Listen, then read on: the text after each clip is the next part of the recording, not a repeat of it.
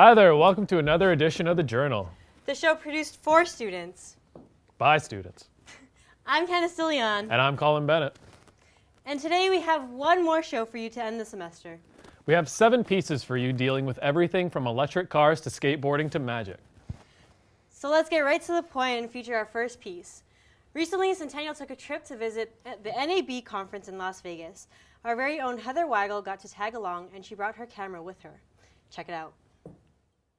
2 weeks ago, I had the opportunity to head to Las Vegas for NAB. If you don't know what NAB is, it is the National Association of Broadcasters, a massive convention that brings together broadcasters, filmmakers, military personnel, and anyone involved in creative media content from pre to post-production. It is also an annual geek summit. Anyways, on the way there, this was my very first time on an airplane. On the way to Las Vegas, we flew through a thunderstorm, which for me was slightly terrifying, seeing as I was new to the entire flying experience. My first instinct, however, was to pull out my camera and catch some footage of the lightning out the window. By the time we reached our hotel, we headed to grab some burgers across the street.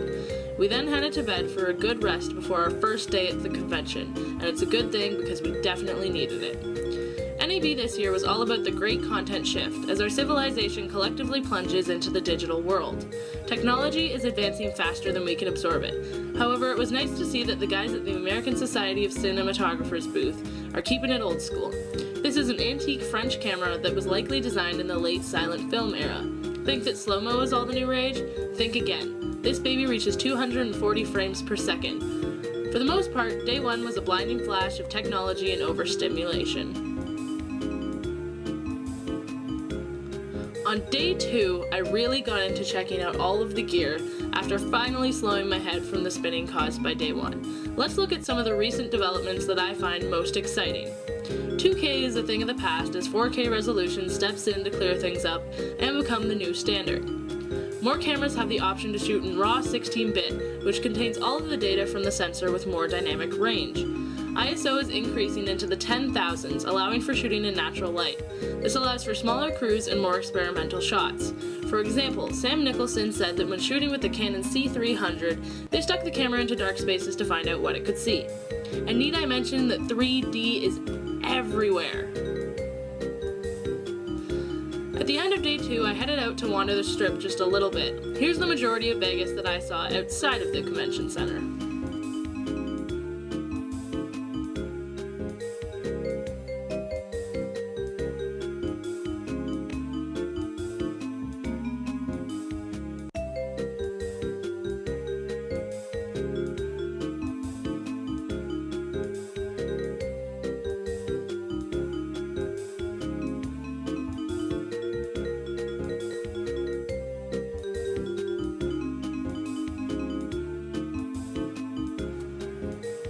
On day 3, we met up with Joseph Rubinstein and Elle Schneider from Digital Bull-X to check out their very first prototype.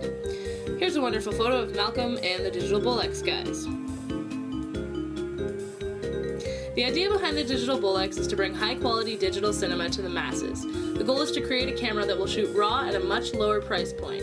The D16 mimics the older H16 Bull-X and will give an older look reminiscent of film. It is being funded through website Kickstarter and built in Toronto. You can find out more at digitalbullx.com. Unfortunately, day 3 drew to a close and it was time to head back to the airport for our journey home. I'd like to thank everyone who had a part in helping me get to Las Vegas. I had a fantastic time and I learned a lot. Back, you know what they say. What happens in Vegas gets filmed, edited, and put on a TV show, streamed live around the web, and shown around a college to around 14,000 students. I'm pretty sure no one says that. Moving on. Centennial continues its conference invasion series by checking out the auto show in Toronto. Mike Johnsen got hooked up with a media pass to get full behind-the-scenes access to one of the biggest attractions to hit Toronto every year. Let's take a look. Set up an eco drive area, and they've brought in all the hybrid and electric cars this year into one area, so it's a great venue.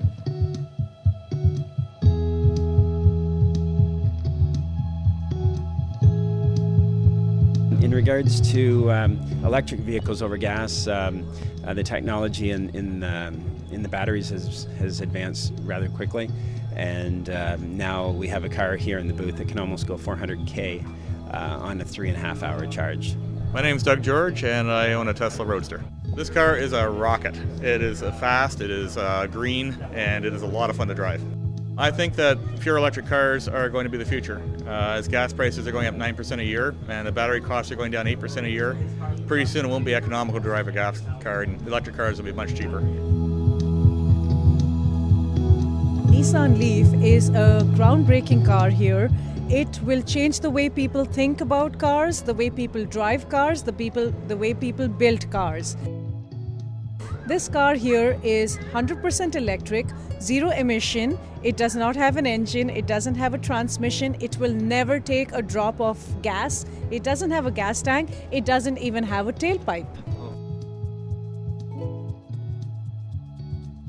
When Nissan decided to do something different, to be an innovator for the planet, we decided to go the big giant step all the way ahead. While other companies were still dabbling with hybrids, we decided to go with a fully electric, 100% electric, because we believe hybrids is just one step towards the ultimate, and Nissan Leaf is the ultimate.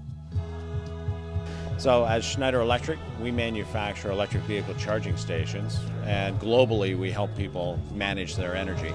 So in this venue, what we're here to do is to help support the industry and promote the fact that there is charging infrastructure coming along with the vehicles. I have a green business and a green house and a green car. So it's possible nowadays. It's pretty cool.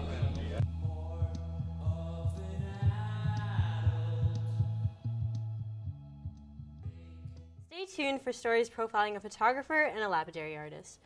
As filmmakers, we have the privilege of knowing full well what goes on behind the scenes, and we feel quite comfortable working behind the camera.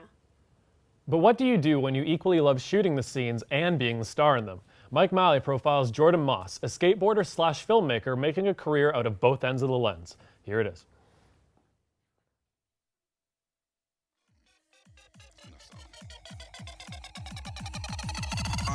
I'm a middle class African, beating Asians and damaging, calculating the averages, got the flow of a pathogen. Stayed away from the Vatican, you blow a whistle, I'll blow a missile into your abdomen. Got the swagger of a T-Rex, think I overdid it, I ain't even got my feet wet. He's next, leaving these bad bitches in deep sweat. Tops and arm's length and I ain't even try to reach yet. Nowadays they saying he's so sweet, but I remember different when I was an old me. Shout out to AC, he a real OG, trying to show the fucking world everything he showed me. They say stay out for their own beats. Had dreams of this shit ever since 03 and 08. My white girls taught me how to OD when I was up in CT, but they was from the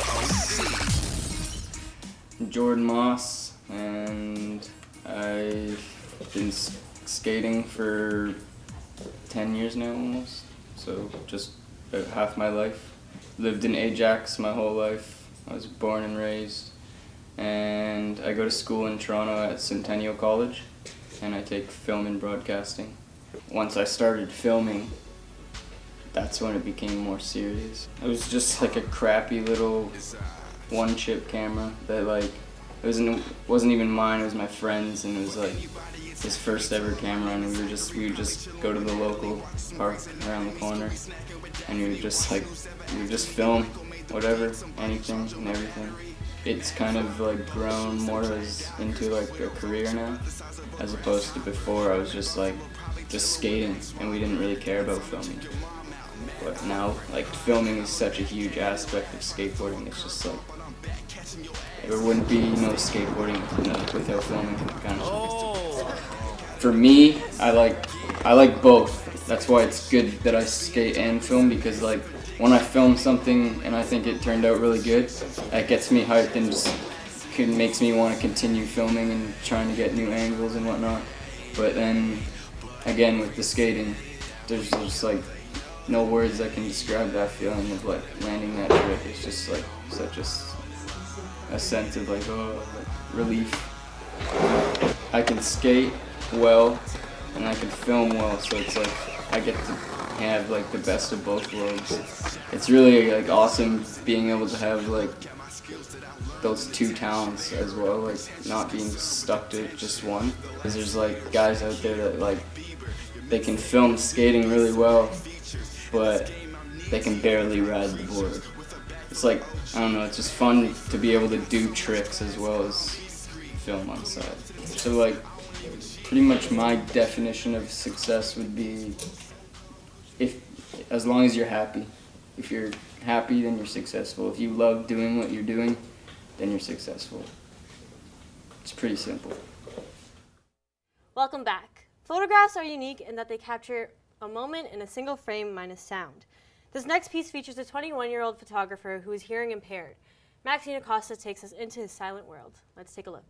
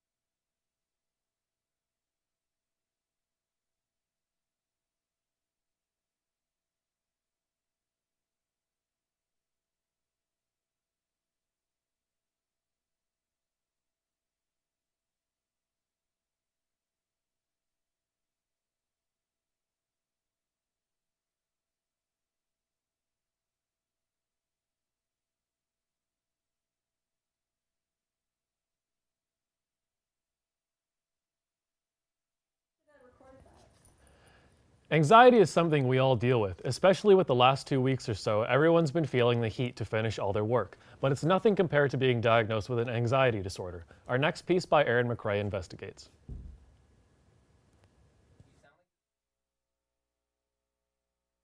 Like everybody has anxiety. Anxiety is basically like extreme nervousness that has a physical effect on you, I feel like. It's just sort of like nervousness mixed with fear, I guess is actually the best way of describing it. The difference between somebody who has anxiety, because everybody does, and somebody who has like a disorder or clinical or unhealthy anxiety is when it really heavily affects your everyday life, affects your capacity to do your everyday things, or to get up in the morning, or anything that you need to do to be successful in life. Things that cause me anxiety. I think generally speaking it's more social situations, and especially unstructured social situations. So if I'm just sitting around with people, or class is over, for example, and just sitting around, having to do homework, like getting started at home on homework, even doing chores, doing dishes, like getting up in the morning. Well, the first thing that happens for me specifically is I often get really bad stomach pains. My head starts to spin, like my head starts to spin.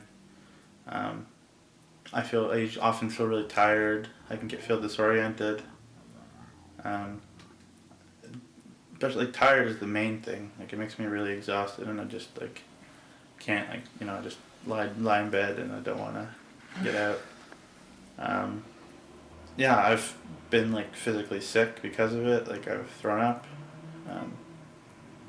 I've been irritable, paranoid,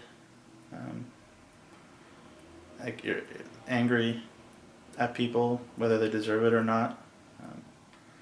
And it's not all these symptoms happen every time, or even often. Just these are things the symptoms that have exhibited themselves when things are specifically anxiety. I'll journal or write a letter sort of thing on my computer. My computer is filled with letters that I've written.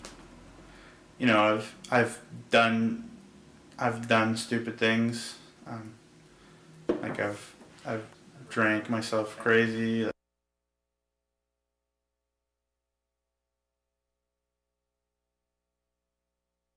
I also was on medication for a long time, from when I was 15 years old to when I was 23. I was on various medications, and those helped and created other symptoms to various degrees. The reality about medication is doctors can give it to you and it can help, but they don't necessarily know for sure how it's going to affect different people, and they don't know how it's going to affect different people over how long of a period of time.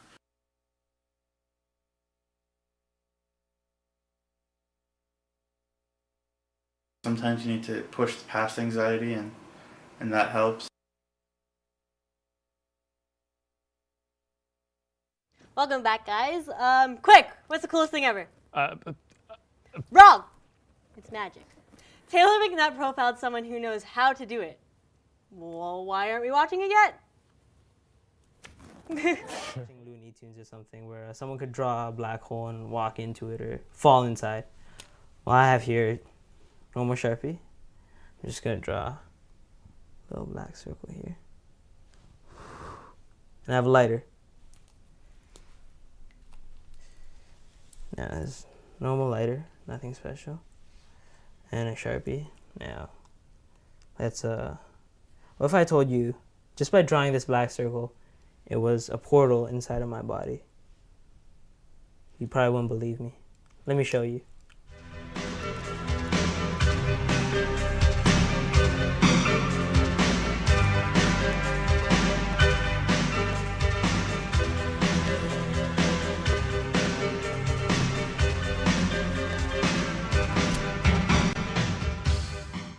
My name is Bryan Chong.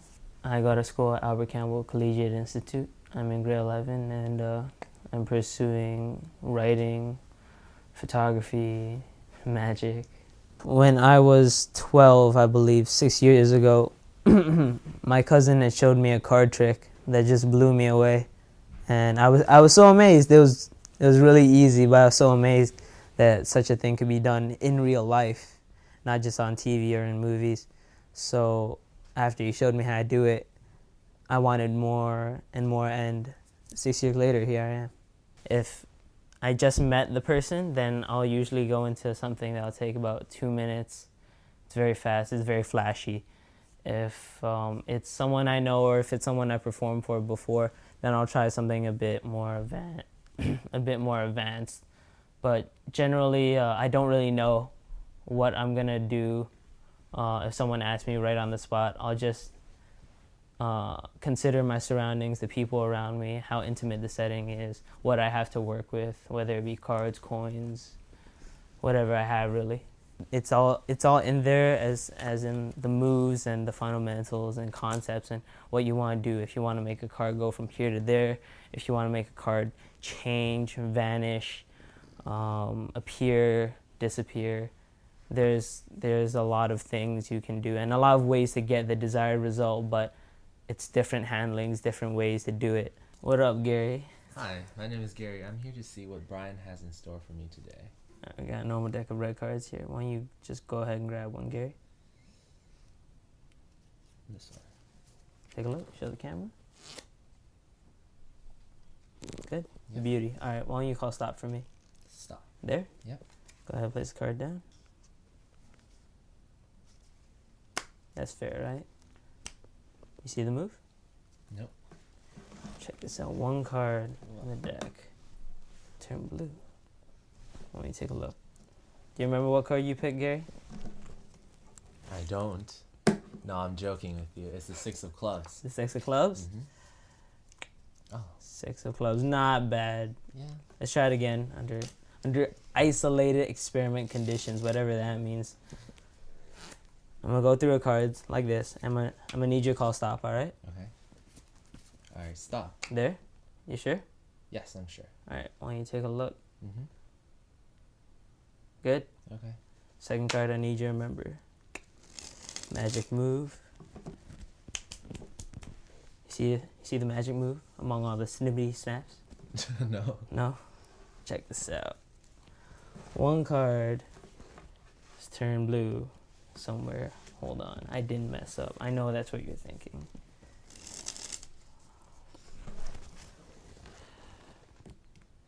Okay, maybe I did. Hold on.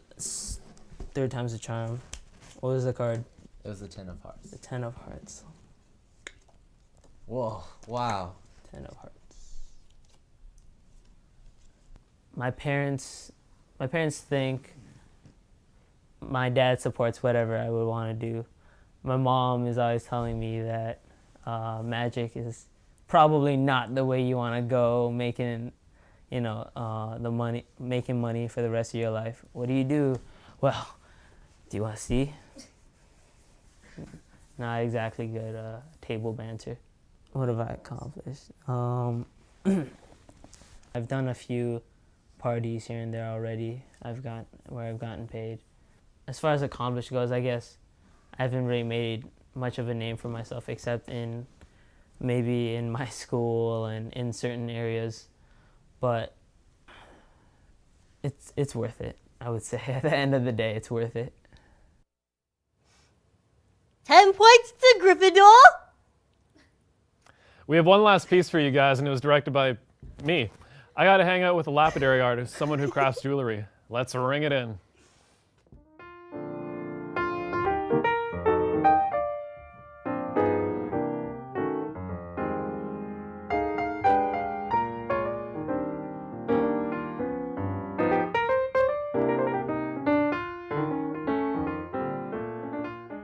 My name is Deborah Lewis, and I've been cutting gemstones for the last 30 years, and this is my business, the Lapidary Bench.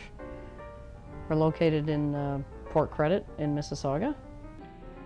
Now, as I'm removing all of the heavy material that's left over from the ring, we've now glued it in. It's all in place, it's set, and it's time to grind it down. Always have to have water on it to flush the debris away so it remains sharp and keeps the bite. I'm going to dry the wheel off because I want it to completely dry so it doesn't rust. Like this one here. Okay, that's good enough. We'll switch over for now. I'm going to be going to a 260 wheel, which is just a little bit finer of a wheel. Also diamond impregnated with nickel.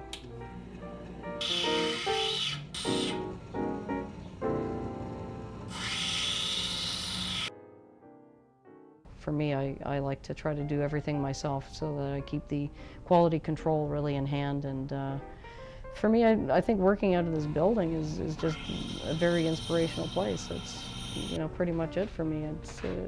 It's a little bit less expensive than being downtown, but I really enjoy the drive to work, and it's just in general a much more comfortable environment. This station here is where we would do any kind of filing, sawing, or use of metal burrs to clean up the castings and prepare them for the final polish. Okay, what we're going to do now is to clean up the silver itself and use emery papers and get it to almost a polished state. This is an emery, basically an emery stick, but it's a drum kind of idea where it spins, and it's much easier to cut the inside of the ring and clean that all up. Here we go.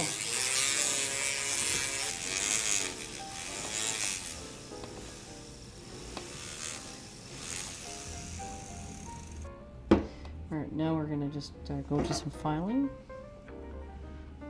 Just a standard file. The sprue is the gate where the molten metal shoots in from the casting process. So they have to cut off that gate, and there's always a little piece of metal left over at the end. Sometimes when they are working on when you're working on a gold ring, and you can't get into the little nooks and crannies, you actually use an engraver, which causes the same effect of this bright cut kind of finish. Okay, now for the file, I'm just going to go on to an emery paper now. You can see quite a big difference in the type of finish that the emery paper leaves. It takes all the deep gouges that the file has just created, and it brings them down. I usually just brush off my filings because, of course, metal is precious, obviously, and we need to save it and then take it to the refiner and be able to reuse it again. This business, for me, I love cutting stones, so it's a great way to make money in the long run. It's very important, obviously, to like the work that you do. And so for me, that's why I've stuck with it. It's creative, it's always different. There's many different aspects of this industry, which I still have to learn as well. I'm just going to wipe this off. I don't usually do this part, but I don't have any water here right now. looking good. There we go. Finished.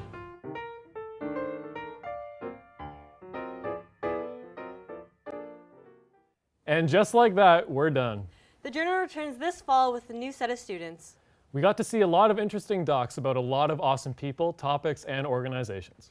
From everyone here at the Journal, we want to thank you for tuning in to what we feel has been the best semester yet. Have a safe summer. And so long.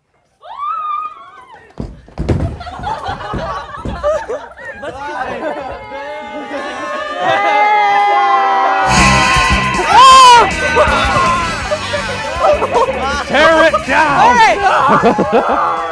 Bryan! Oh, God!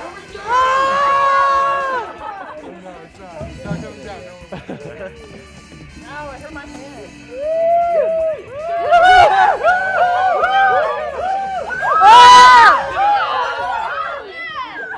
Tim's like, I am also here. Fuck it! Fuck it!